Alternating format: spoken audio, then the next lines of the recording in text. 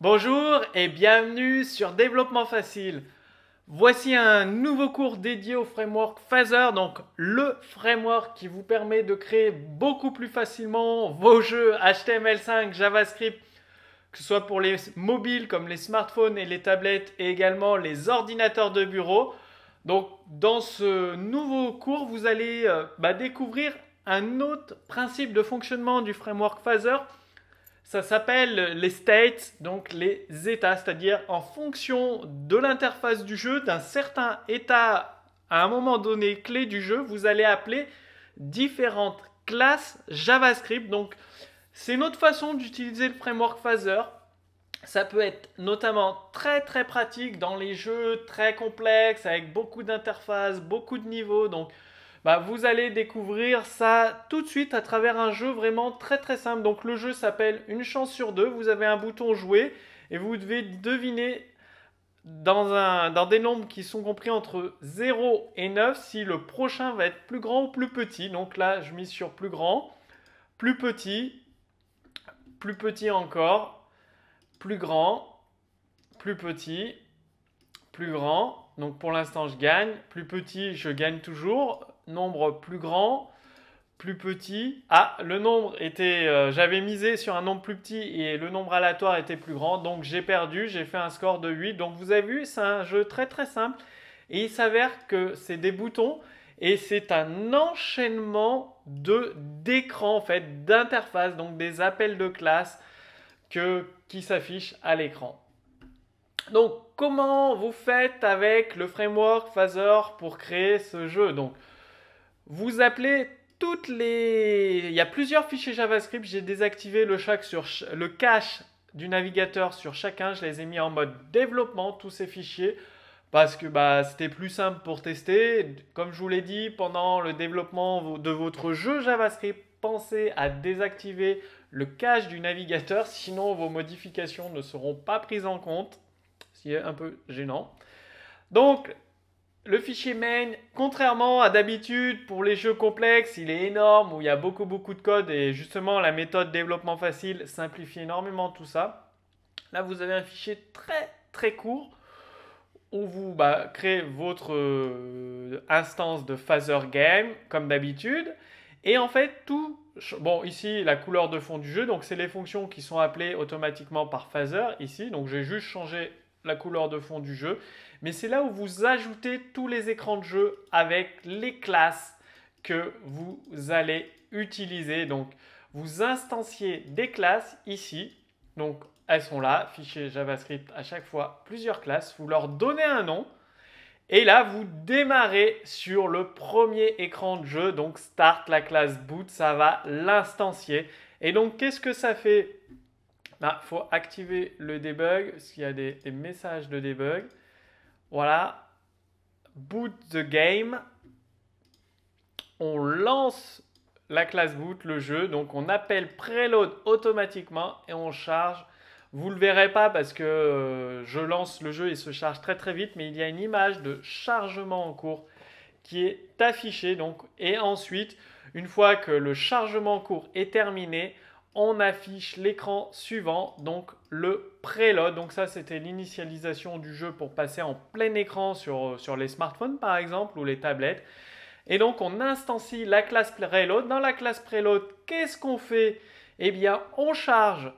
On ajoute une barre de chargement, tout simplement, et on charge toutes les images. Donc les numbers, c'est des sprites où il y a les nombres de 0 à 9. Donc c'est une image sous forme de sprite avec tous les nombres de 0 à 9, tout simplement. Et ensuite, vous chargez tous les éléments de jeu, donc le bouton play, le bouton nombre plus élevé, le bouton nombre plus bas, l'écran de jeu perdu et le titre du jeu.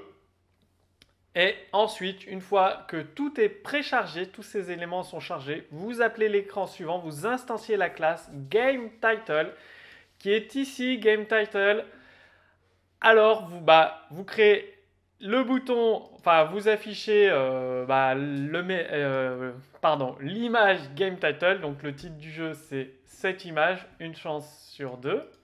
Et le bouton jouer en dessous. Donc, je vous le dis encore une fois, je ne suis pas du tout graphiste, j'ai fait ces graphismes très très rapidement avec GIMP, donc ça ressemble pas à des boutons, je suis d'accord avec vous.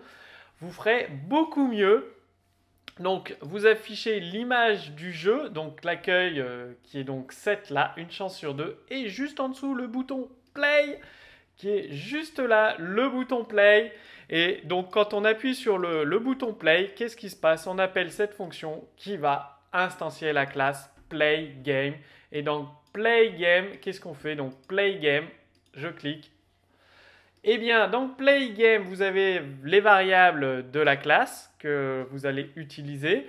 Donc, dans la fonction create, vous récupérez un nombre aléatoire pendant la création du jeu, la première fois. Donc, ça, c'est un nombre aléatoire, compris entre 0 et 9. Donc, vous ajoutez vos sprites qui contient tous les nombres et vous définissez la frame, donc le nombre random, donc la position. Vous savez, dans les sprites, on donne une position, donc de 0 à 9, une position, et donc là, on définit le nombre en positionnant notre sprite au bon endroit. Vous créez le bouton de jeu supérieur, clic supérieur ici, et le bouton de jeu inférieur, et quand on clique dessus, ça tire un nombre inférieur avec la variable pour savoir si le joueur a appuyé sur supérieur ou inférieur. Et ensuite, qu'est-ce qui se passe? On fait une twin d'apparition, donc une animation pour faire apparaître le nombre, tout simplement. Donc si les boutons sont bien activés, on désactive le clic des boutons pendant la twin et on fait apparaître le nombre à la fin. Dès que le nombre a apparu, donc sur le côté, voilà, comme ça en fait, je vous montre. Je clique, le nombre apparaît, donc là j'ai perdu, je rejoue.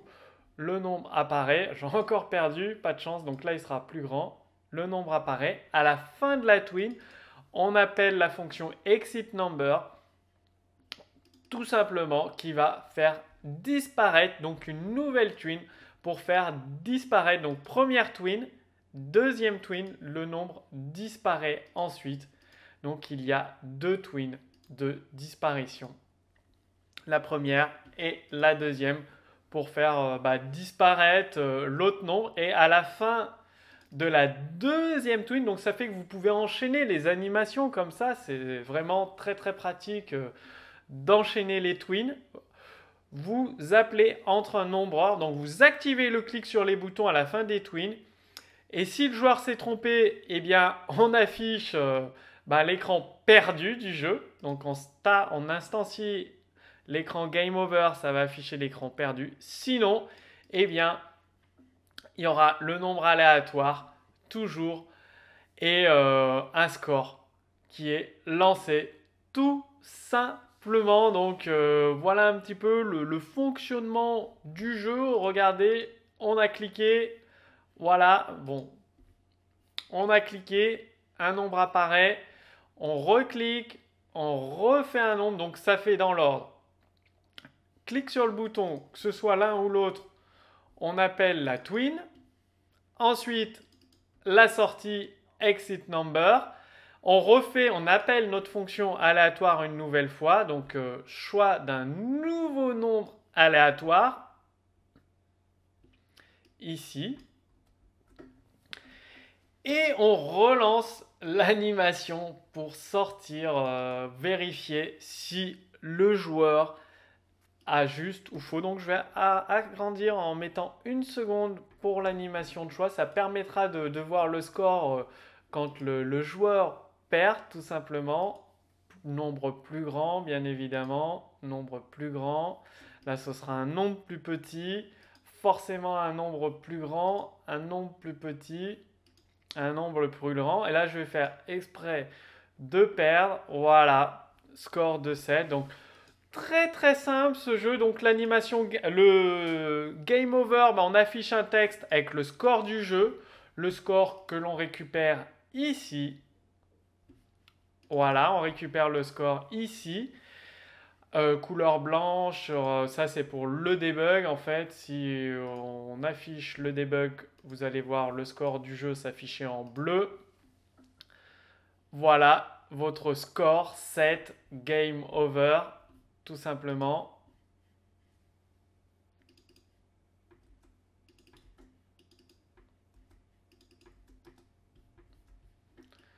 vous le remonte encore une fois. Donc le boot the game, on démarre le jeu. Ensuite, on joue. Voilà. Et là, on a perdu votre score 1. Votre score 1, c'est pour le debug. Ça permet de débugger. En plus, avec un système de couleurs, on voit très facilement le démarrage du jeu. Donc le boot, il y a le preload, le score quand on a perdu. Donc c'est très très pratique. Cette façon, ça permet de séparer déjà tout votre code dans plusieurs fichiers JavaScript, d'utiliser des classes que vous instanciez ici tout simplement et vous lancez, enfin que vous préparez ici, vous initialisez vos classes ici, vous l'instanciez ici en appelant un écran de jeu et ensuite vous enchaînez en appelant les écrans les uns à la suite des autres dans l'ordre que vous avez choisi. Vous ajoutez de l'interaction sur des images, des boutons. Play the game, là pareil, interaction sur des boutons. Plus grand, plus petit, nombre supérieur, nombre inférieur. Et ici, si le joueur a perdu, vous lancez un nouvel écran perdu. Sinon, vous continuez à tourner en boucle avec les clics sur ces boutons tout simplement. Et là, c'est l'image de perdu. Vous pouvez relancer parce qu'il y a le bouton play. Play the game, ça relance le jeu un petit peu comme le début où il y a game title, play the game. Donc, c'est un jeu relativement simple, mais ça vous montre toutes les possibilités si vous voulez programmer en utilisant la programmation orientée objet. Eh bien, ça vous montre un exemple comment séparer votre code dans plusieurs fichiers JavaScript. Donc, comme d'habitude, vous retrouverez le code source en téléchargement complet sous ce cours vidéo. Si vous avez des questions, posez-les directement sous cette vidéo. L'équipe Développement Facile vous répondra avec plaisir. Et maintenant, juste au-dessus de cette vidéo, il y a une bannière, donc un lien cliquable qui vous amène dans une deuxième vidéo. C'est-à-dire dans la deuxième vidéo, vous allez aller beaucoup plus loin. Déjà, vous allez découvrir comment la méthode Développement Facile peut vous aider à créer des jeux très complexes, très évolués sur les smartphones, les tablettes, les ordinateurs de bureau, que vous pourrez travailler en équipe, donc mettre à profit la programmation orientée objet, la programmation événementielle et les modèles de conception. Donc, toute la méthode développement facile va vous faire gagner un temps phénoménal dans votre développement. Donc, bien évidemment, les experts de l'équipe développement facile sont à votre disposition pour vous aider donc à mettre en place la méthode développement facile dans votre environnement de développement. Donc, je vous explique tout ça dans la deuxième vidéo. Cliquez simplement au-dessus de cette vidéo sur l'image, la bannière, le lien cliquable. Je vous retrouve tout de suite dans la deuxième vidéo pour tout vous expliquer de A à Z. À tout de suite!